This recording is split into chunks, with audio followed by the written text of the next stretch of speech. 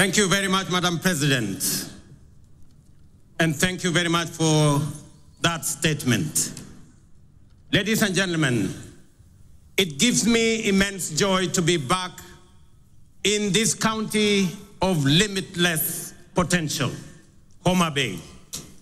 It has been 62 eventful years since we took this historic step towards full independence through our hard work, determination, and self-belief.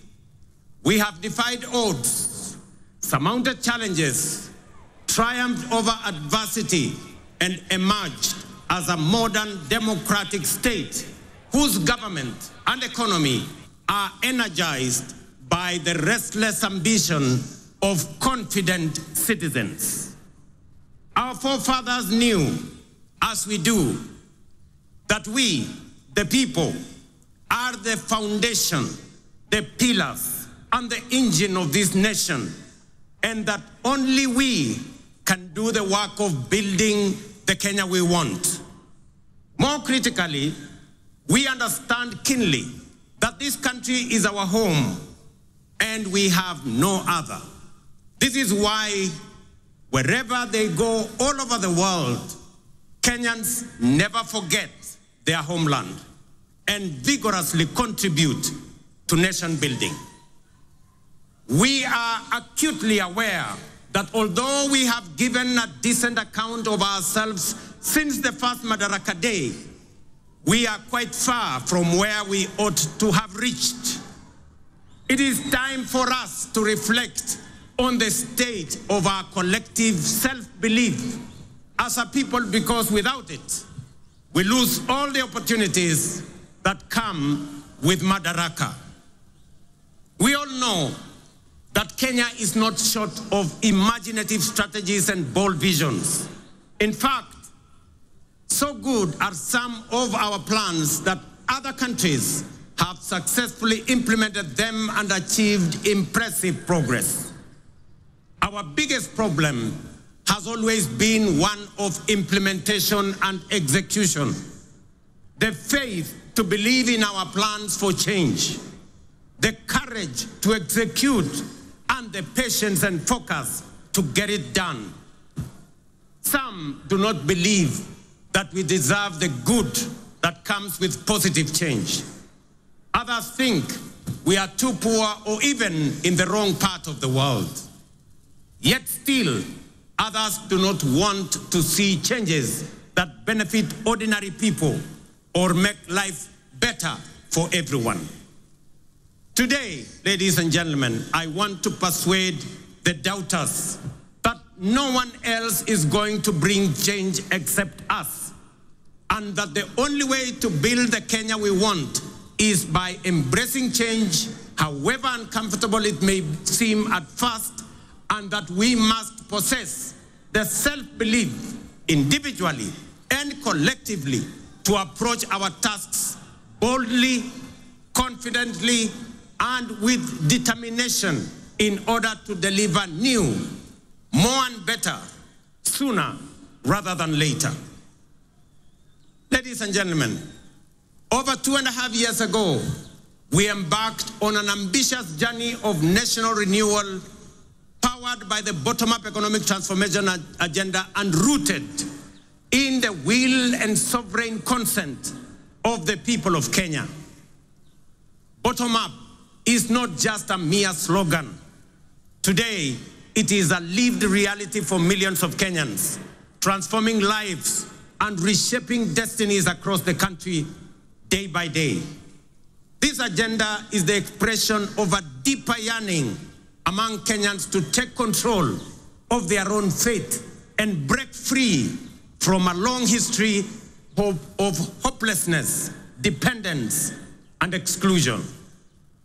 This renewal of our commitment to deliver on the fundamental mandate of Madaraka is inspired by the enduring spirit of self-determination through which we vow to give ourselves not only what was denied us during colonialism, but also what every citizen and every human being deserves. That is liberty, dignity, security, and opportunity. Madaraka affirms our collective faith, shared across generations of Kenyan patriots, that through hard work, innovation, and resilience, our farmers, traders, young people, workers, and professionals will rise to the occasion. With the strength of our imagination and effort, we can and must transform this nation with the imagination of our own minds and the work of our own hands. I speak to you today with a deep conviction that our country is firmly on the path to stability and progress. We have weathered turbulent times, navigated serious challenges, and through courage, policy decisions pursued with resolve, we have not only stabilized our economy, but also charted a clear course to long-term prosperity. Since August 2022, Kenya has recorded an average annual growth of an average of 5%, outperforming the global average of 3.3% and the regional average of 3.8%. Just last month, the International Monetary Fund projected our GDP to reach US $132 billion. That is 17 trillion Kenya shillings, making us the largest economy in our region and the 6th largest economy in our continent. At the same time, inflation has declined sharply from 9.6% in October 2022 to 3.8% in May this year, well below our target of 5% and bringing welcome relief to households and businesses. This reflects the strength of our economic fundamentals and the impact of our bold reforms. During the same period, the shilling appreciated by nearly 20% against the US dollar, from Kenya shillings 162 to Kenya shillings 129, making it one of the best performing currencies in the world. The central bank rate has decreased from 13 to 10%, lowering the cost of borrowing and spurring private sector activity. Additionally, our foreign exchange reserves now stand at US dollars 10 billion, extending our import cover from 2.5 to 4 months. Ladies and gentlemen, the affordable housing program stands as a powerful symbol of the socio-economic transformation underway across Kenya. Last week, I had the privilege of handing over keys to the first 1,080 social housing units in the new Mukuru estate in Nairobi. As I said then, while it was a life-changing moment for the new homeowners, it was equally one of the most profound and consequential days in my political career to witness how a deliberate government policy can uplift lives, restore dignity, and offer hope to communities that have long lived on the margins of our society. Vulnerable, forgotten, and neglected. It also marked a proud milestone for Kenya and demonstrated that ambitious national programs can be successfully implemented to deliver tangible benefits to ordinary citizens and fundamentally reshape our understanding of meaningful change. To see families move from the hardship of overcrowded slums to the relative comfort of permanent homes, complete with electricity, running water, and clean cooking gas, was a powerful reminder of what pro-people policies can deliver and the great things we can achieve together when we focus our thoughts and energy on possibilities and action rather than obstacles and doubt. A little over 2 years ago, many were skeptical when we said that ordinary Kenyans can begin owning homes through a rent-to-own model using the same amount they pay in rent. Today, that bold promise is being fulfilled.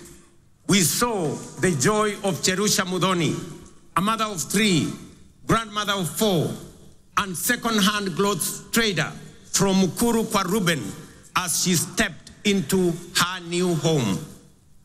Here in Homa Bay County, the county of limitless opportunities, just 2 days ago, I had the pleasure of handing over keys to the first occupants of 110 affordable housing units at Boma Yangu Housing Estate right here in Homa Bay.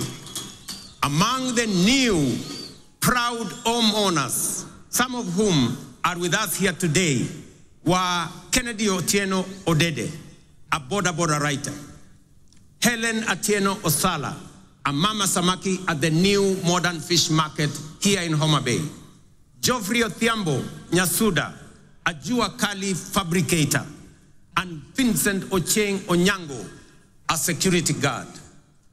The journeys of new homeowners like Cherusha Mudhoni in Mukuru, Kennedy Odede here in Homa Bay, and thousands of others across the country, from the dehumanizing squalor of informal settlements to the security and pride of permanent homes, stand as a powerful testament to the transformative promise of bottom-up empowerment.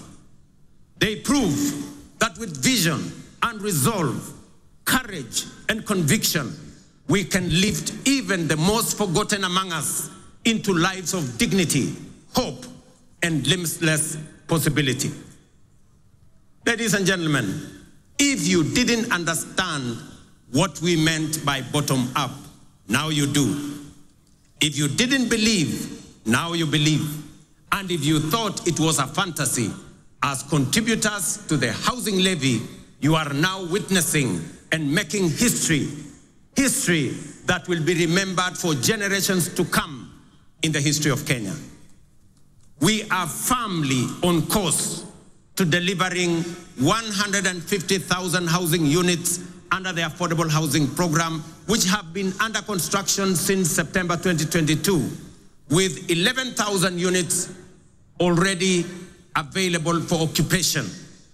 Very soon, I shall be handing over keys to new homeowners in Bahati, in Nakuru, in Elbakon, in Nakuru, in Mabera, in Kuria West, in Mgwen, in Nandi, in Milimani, in Kakamega, and also in Vihiga counties, Nanyuki, and many others across the country. The bottom-up transformation is reaching every corner of Kenya, leaving no one behind. Beyond providing dignified shelter, this transformative program is driving job creation, having already generated over 250,000 jobs. It is nothing short of a nation-building revolution, uplifting lives, growing businesses, and redefining the future of work and urban living in Kenya. Fellow Kenyans, in recognition and appreciation of the sacrifice made by patriotic Kenyans through their contributions to the housing levy, I am pleased to announce today that we shall be proposing to Parliament a reform to the law that will allow any contributor to access an affordable home loan of up to 5 million shillings at a single-digit interest rate, applicable towards any housing unit in the market. This facility will also enable contributors to offset existing mortgages, offering greater flexibility in their housing journey and allowing many to significantly ease their home financing costs. These reforms will ensure that every shilling contributed to the housing levy works for the contributor, whether through access to affordable housing, home loans, or mortgage relief. Ladies and gentlemen, word is beginning to get out throughout the nation that SHA is working, by which citizens mean that the transition challenges and teething problems are now behind us, and universal health coverage is now serving Kenyans and leaving no one behind. Since the rollout of Taifa Care in October 2024, 23 million Kenyans have so far registered with the Social Health Authority, a resounding vote of confidence in our reformed healthcare model.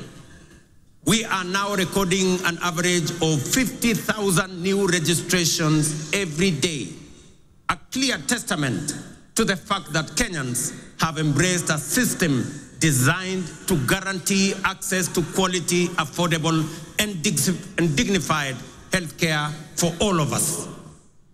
In just 8 months, SHA has disbursed Kenya shillings 43 billion in claims to facilities, with 4.5 million Kenyans having received treatment fully covered by SHA since its inception. For the first time in Kenya's history, under SHA, citizens can access free emergency services in all facilities funded by the government through the Emergency Critical and Chronic Illness Fund. This groundbreaking reform is eliminating the burden of mandatory deposits demanded by hospitals, especially during emergencies. To sustain this momentum, the government has allocated sufficient resources to fully fund primary healthcare services. Every registered Kenyan can now access care in public and SHA-contracted facilities at no cost. Taifa Care is universal in both word and deed. These healthcare services deliver transformation goes beyond the magnitude of numbers or of new beneficiaries to real impact on citizens. SHA is settling payments promptly, ensuring that no Kenyan is turned away due to lack of funds. Additionally, to expand access to comprehensive inpatient care, the Social Health Authority is prioritizing the enrollment of all Kenyans with a particular focus on those in the informal sector, many of whom were previously excluded under the now defunct National Health Insurance Fund. Although informal households account for approximately 80% of the population, they have historically faced significant barriers to access health insurance. So far, 1.7 million informal sector households have successfully enrolled and paid for social health insurance, a record achievement representing the highest number of informal sector enrollment in a single year in the history of Kenya. To address persistent challenges such as irregular premiums and other contributions among informal sector workers, we are introducing an innovative and inclusive payment solution called Lipa SHA Pole Pole, or Lipa SHA Mos Mos. This initiative enables Kenyans to remit their annual SHA contributions through flexible, manageable installments, whether monthly, weekly, or even daily, based on their financial ability. It ensures families maintain continuous health coverage without financial strain, while simultaneously promoting the sustainability of the health insurance fund. Lipa SHA Pole Pole has been made possible through a strategic partnership between the Ministry of Health, the Ministry of Cooperatives and MSMEs, mobile network operators, and financial institutions through the Hustler Fund. The system is simple and accessible to citizens. Citizens can dial *147# and follow the prompts to enroll and begin their contributions immediately. In addition to enhancing access to health insurance, we have prioritized the availability of essential medical equipment in public health facilities, moving away from the previous managed equipment services model, which placed maintenance and service delivery responsibilities solely on county governments. We have adopted a more efficient approach under the National Equipment Supply Program. Under this new model, the national government, working in collaboration with county governments, engages directly with equipment manufacturers and suppliers to deploy critical medical equipment based on county-specific needs. Payments are made on a fee-for-service basis aligned with the gazetted SHA tariffs. This output-based financing mechanism ensures that facilities are reimbursed only for actual services rendered, thereby enhancing accountability and guaranteeing the availability, functionality, and quality of medical services across public health institutions in our republic. I urge every Kenyan to take charge of their health by enrolling with the Social Health Authority so that together we can end the heartbreaking cycle where families are forced to auction their livestock, sell their land, or part with their life's possessions just to afford medical care. No Kenyan should choose between life-saving treatment and their dignity. Let us unite to build a healthcare system rooted in dignity, equality, and compassion, a system where access to care is a right, not a privilege for a few.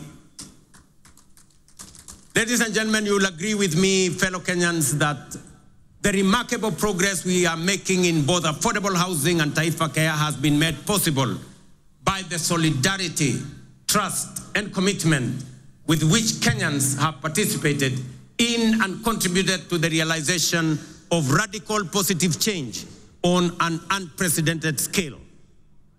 The evidence before us of real progress with real impact on people's lives should encourage and inspire us to do even more together with greater confidence and to turn Kenya into the country we all aspire to belong. I extend my deepest gratitude to millions whose housing levy contributions are restoring dignity to fellow citizens who may never have had a dream of owning a decent home. I also thank all who support SHA and are helping us turn our vision of universal health coverage into a lived reality for millions across our country. Ladies and gentlemen, through strategic investments in agriculture, we are accelerating both growth and resilience in the sector. Fertilizer subsidies have boosted food production by 50%, while reforms in the coffee and sugar sectors have revived local industries, enhanced farmers' incomes, created jobs, and reinvigorated rural economies. Today, milk farmers are earning an average of 50 shillings per litre, up from 35 shillings 2 years ago. Coffee farmers are now earning up to 150 shillings per kilo, a remarkable increase from an average of 65 2 years ago. Tea earnings rose from Kenya shillings 138 billion in 2022 to 215 billion in 2024. Sugar production surged from 490,000 metric tons in 2023 to 815,000 metric tons in 2024, enabling us to reduce sugar imports by 70%, while increasing farmers' earnings from 50 billion to 90 billion. We have intervened with consistency and focus to ensure sugarcane growers receive fair returns for their deliveries and that they get paid in full and on time. To anchor these gains sustainably, we must recognize that increasing the efficiency of milling plants is central to farmers' interest. Efficient mills are more profitable and offer farmers optimal returns. Conversely, outdated mills, some of which run on plants that are over 50 years old, recover only 1 ton of sugar from nearly 20 tons of cane, shortchanging our growers and robbing them of their sweat. In this connection, the recent competitive leasing of 4 state-owned factories, Nzoia, Chemelil, Sony, and Moroni is another strategic step to inject efficiency, restore profitability, and safeguard farmers' livelihoods. Our goal is to modernize the mills, ensure prompt payment to farmers, workers' salaries and wages, and transform these once struggling factories into productive and sustainable enterprises. For years, these factories were a financial burden on the exchequer, surviving only on repeated taxpayer-funded bailouts while failing to pay farmers and workers. The government of Kenya has acknowledged its limitation in managing these mills. Let it be clearly understood that neither the factories nor their assets, including land, have been sold. They remain public property, leased under strict terms to private sector players to deliver shared value and revive the industry for the benefit of farmers, workers, communities, the sector, and the nation. As we dedicate our efforts to nation building, we are also preparing Kenya to thrive in an increasingly competitive, complex future. This requires equipping our learners with the knowledge, skills, and mindset necessary to seize opportunities and contribute meaningfully to national development. Guided by bold recommendations from the Presidential Working Party on Education Reform, we are undertaking the most transformational shift of our education system in over 6 decades. We have successfully transitioned to a competence-based education system, moving away from rote learning towards a dynamic, skills-based approach aligned with the 21st century needs and our socio-economic goals. Our next priority is to ensure every school has infrastructure and equipment needed to support both learners and teachers. To support this transition, and respond to the needs of our growing population, we have undertaken the largest teacher recruitment drive since independence, employing 76,000 new teachers over a period of 2 years, and are on course on additional 24,000 teachers by January next year. We also have built more than 23,000 additional classrooms, easing pressure on existing infrastructure and shielding teachers and learners from the burden of overcrowded classrooms. At the tertiary level, we have revolutionized education financing through a new student-centered funding model that ensures the sustainability of our TVETs and universities while expanding access for learners.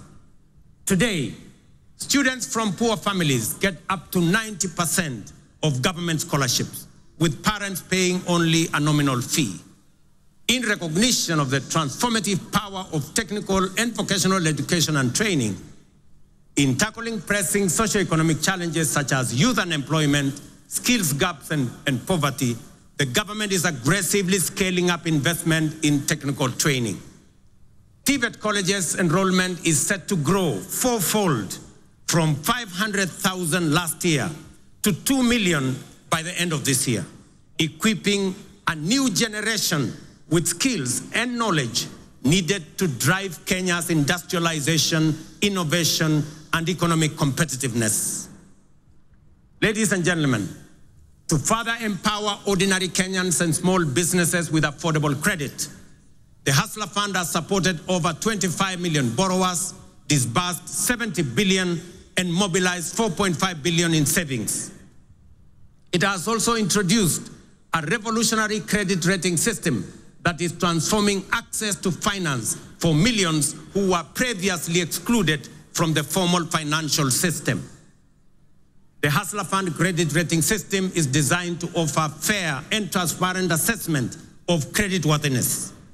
It serves as an alternative form of soft collateral for individuals at the base of our economy, the historically excluded majority who lack access to formal financing guarantees such as payslips, title deeds, or other traditional forms of collateral.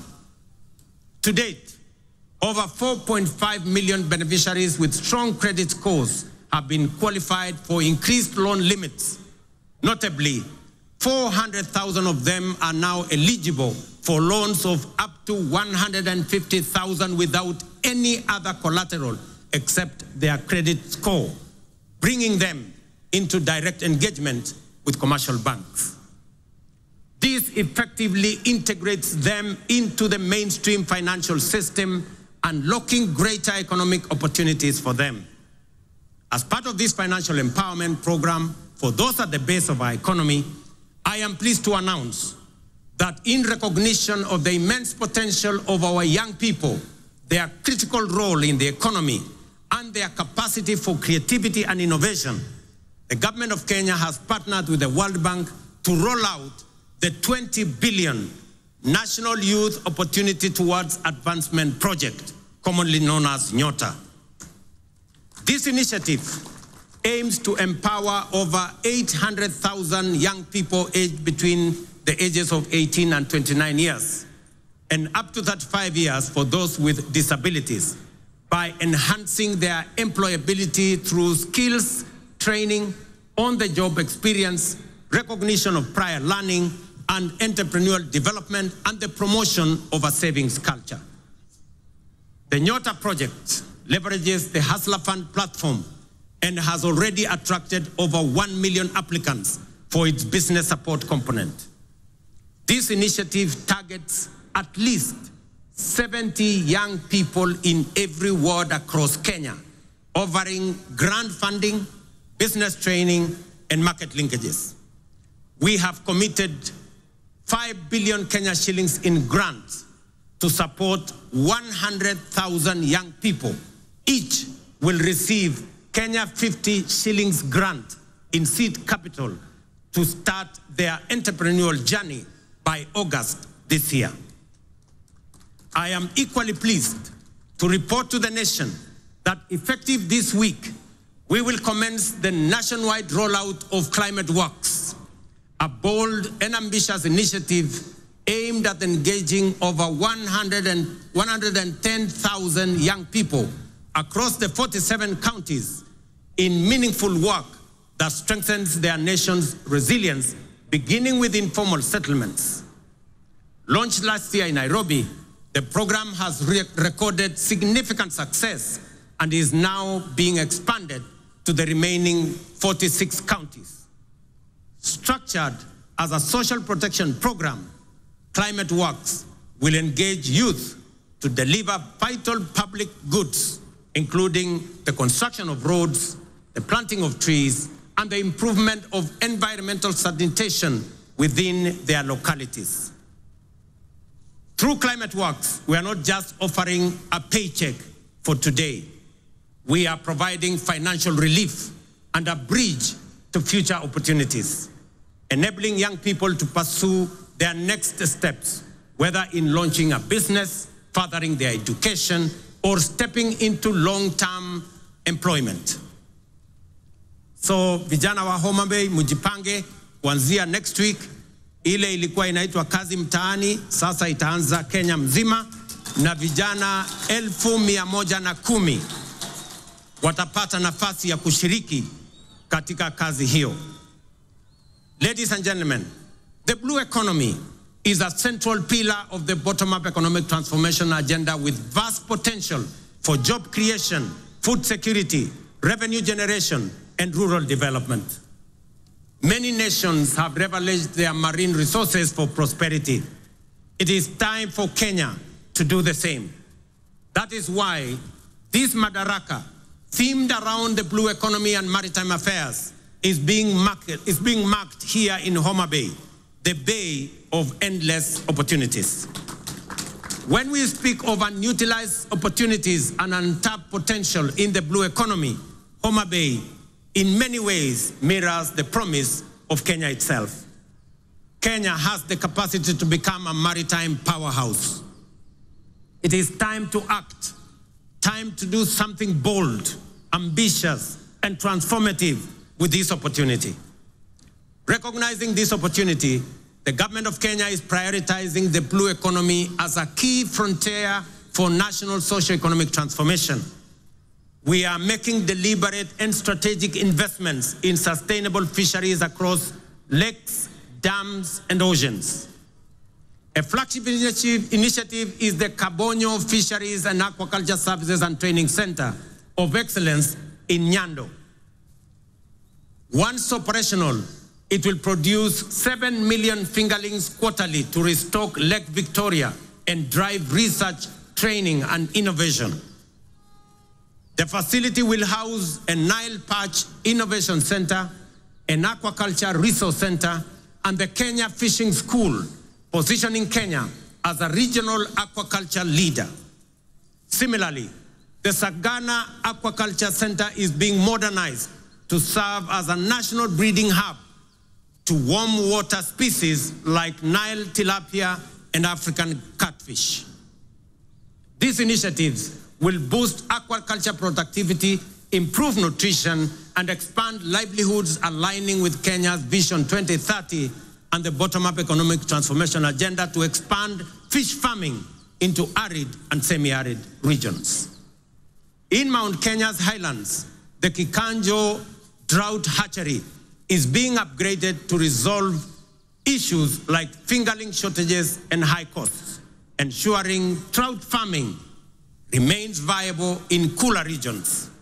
At the coast, the National Mariculture Research and Training Center in Shimoni, under the Kenya Marine and Fisheries Research Institute, is cultivating maritime species like milkfish, mud crabs, seaweed, oysters, and prawns.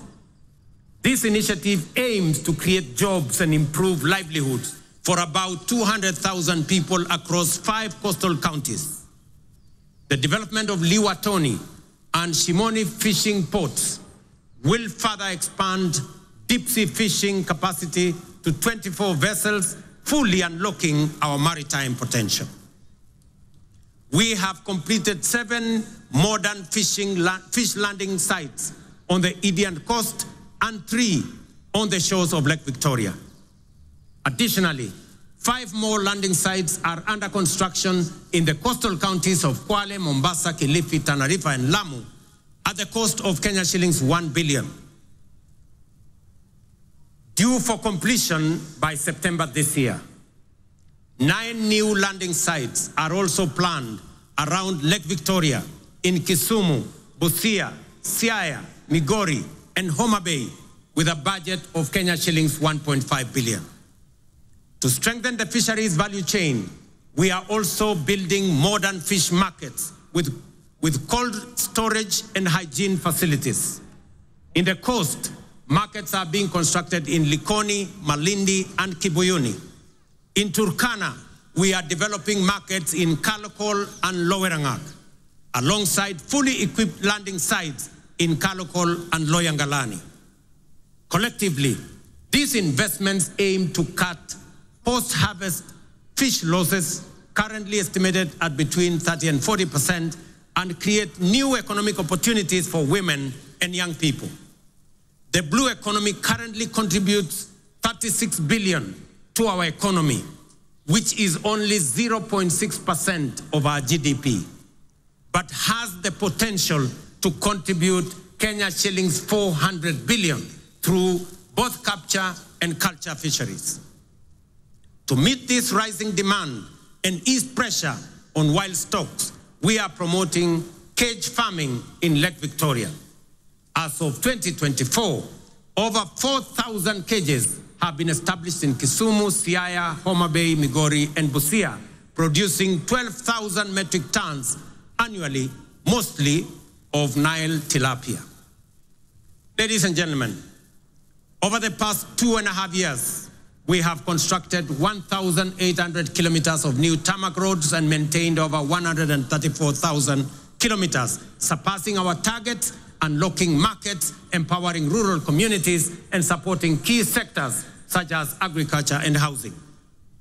Discussions have been concluded on the extension of the standard gauge railway from Naivasha to Kisumu and onward to Malaba. Additionally, by July this year, construction will commence on the dual carriageway from Rironi to Mau Summit, eventually extending through Eldoret to Malaba. Ladies and gentlemen, as we often say here in Kenya, any time is tea or coffee time, which explains why instant coffee is a favorite for many. Yet we must all agree that while instant coffee is good, there are no instant solutions to the enduring and demanding tasks of nation building. Real change takes plans, persistence, and discipline. Promises must be followed by action and the willingness, discipline, and grit to do what is necessary day by day. Above all, we must overcome the fear of change, knowing that today's world demands courage, conviction, and bold leadership. The transformation underway throughout our country is real and considerable. Profound change is taking place before our eyes. Our children are getting quality education and relevant education. By January next year, we will have employed 100,000 teachers, the highest number in our nation's history, to help build the workforce of the future. Roads are connecting communities. Electricity is reaching every village. Dignified homes are rising across counties. Farmers are feeding the nation. Millions now access quality healthcare without barriers. Border riders are getting affordable credit, and mama are thriving in modern markets nationwide. This is bottom-up economic transformation in action. No longer a distant dream, but a lived reality for millions of hard-working Kenyans whose dreams are now within reach. We must sustain this momentum to make up for lost time and create opportunities for millions still yearning for a chance. We must remain steadfast in our belief in Kenya's potential and in our ability to realize our dreams. Let us never become a nation that stopped believing, nor a people who only dreamed but were too afraid to act. Let us move forward with the same spirit, honoring the vision of our founding fathers. Their dream was not just self-rule, but a nation where every Kenyan from every corner can dream freely, strive equally, and achieve their potential. Today, we renew that promise to leave no one behind and build a Kenya where hope and opportunity are a right for all.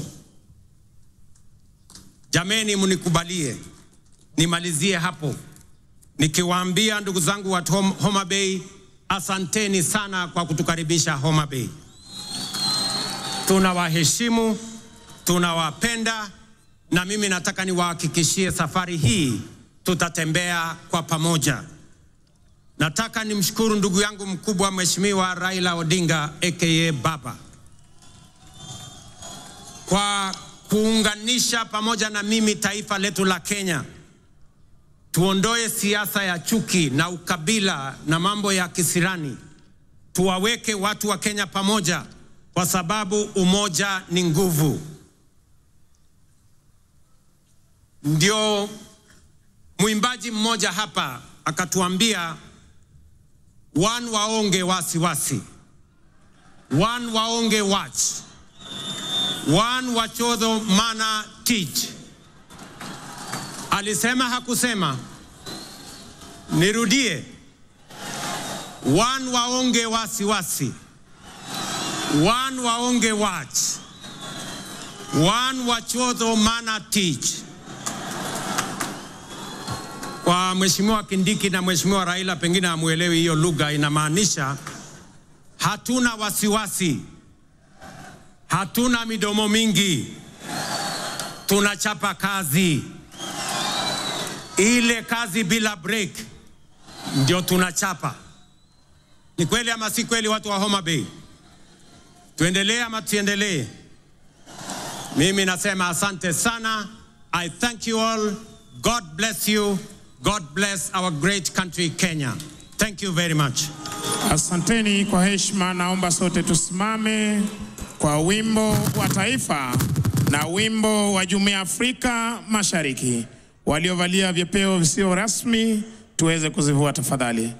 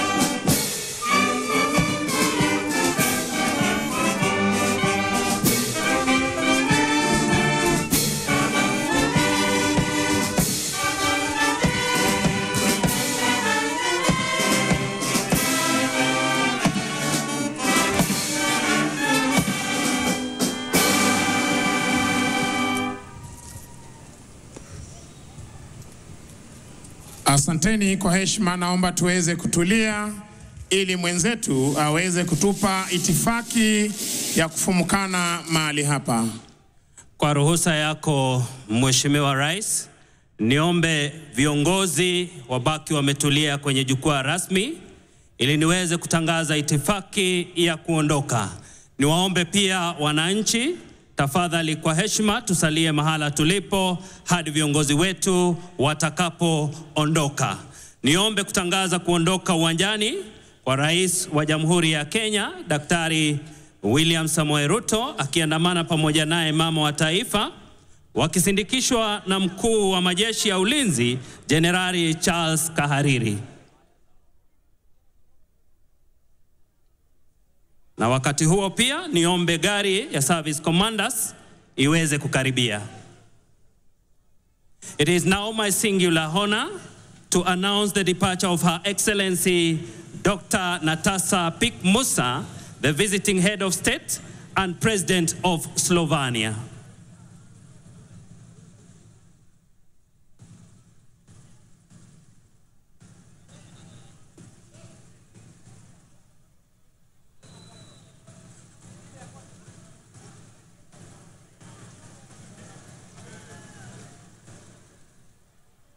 Nafasi hii ataondoka naibu rais Profesa Kithure Kindiki akiandamana pamoja naye Daktari Joyce Kindiki.